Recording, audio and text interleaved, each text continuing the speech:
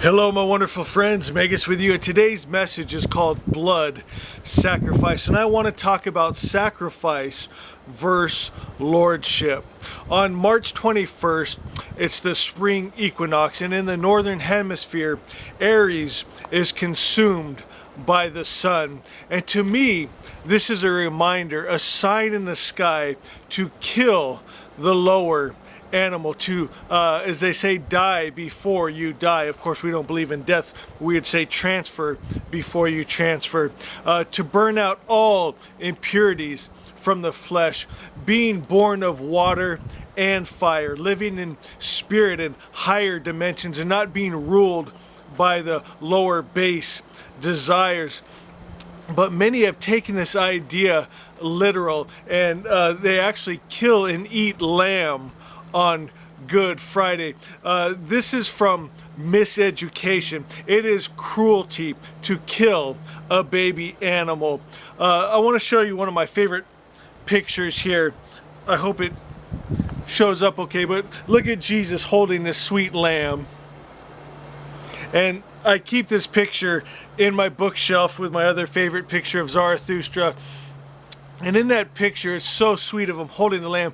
I cannot picture him taking a knife and slitting that sweet baby lamb's throat. My friends, those ideas, they're a wrong idea that come from just this wrong idea that you must cause suffering to survive, or that life can somehow come out of an attribute of the evil spirit of death and killing. The ones who believe in sacrifice believe that sacrificing animals covers sins, that God sacrificed his son like an animal sacrifice.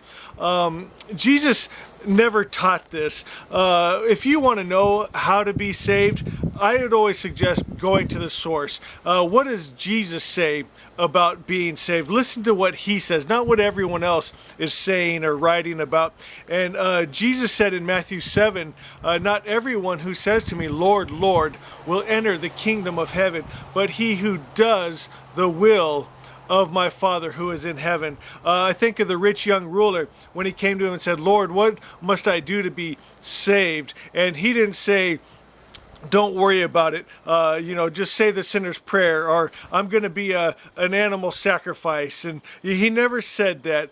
He always said that you have to do good. You have to be good. You have to be one with God, one with good. It's not from saying the sinner's prayer. It's not from a sacrifice. I want to read to you what Jesus said here in Luke. It says, but I say to you who hear, love your enemies, do good to those who hate you, bless those who curse you, pray for those who mistreat you. Whoever hits you on the cheek, offer him also the other. And whoever takes away your coat, do not withhold your shirt from him either. Give to everyone who asks of you, and whoever takes away what is yours, do not demand it back. And just as you want people to treat you, treat them in the same way. And if you love those who love you, what credit is that to you? For even sinners love those who love them.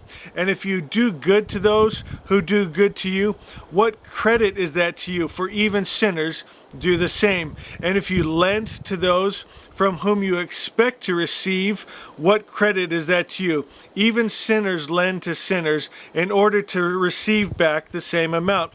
But love your enemies and do good and lend, expecting nothing in return, and your reward will be great, and you will be sons of the Most High, for he himself is kind to ungrateful and evil men. So you want to be a son of the Most High, then you do these things. You love. And my friends, what you see in the Christian churches today and in the world religions, they are not living this. They're still back to the same old idea of God that Jesus was trying to show them. That is not the true identity of God. God is good. God is love. God is peace. And they crucified him for his teachings. And all it was love. In the order of the Magi, all we teach is to accept the all good, loving Father, the all good God, and be love, be good. And that's not how people are living these days. You've seen in the different polls they've taken, there's no difference from the Christian church here in America and what they call the unbeliever. Exact same rate of divorce and crime and pornography and lust and drunkenness and addiction and drug addiction, and there's no difference. But I would say they're almost a little worse because they're more judgmental, they're hypocritical, they still have the idea of spare the rod, spoil the child. They're actually a little worse than the rest of the world, I think, and it's a dangerous idea. It goes on to say, and I love this right here, for there is no good tree which produces bad fruit, nor on the other hand a bad tree which produces good fruit. For each tree is known by its fruit. For men do not gather figs from thorns, nor do they pick grapes from a briar bush. The good man out of the good treasure of his heart bring forth what is good. Evil treasures bring forth what is evil, for his mouth speaks from which is in his heart. And why do you call me Lord, Lord, and do not do what I say? Everyone who comes to me and hears my word and acts upon them, I will show he is like a man who builds his house on the rock. My friends, we have to be good. We have to do good. It's not that an angry God sacrificed his son like an animal so you can live any way you want and make it into heaven. My friends, that is so scary. The world will never evolve. It'll never come into these higher dimensions if that's how we are living. Since we are without excuse.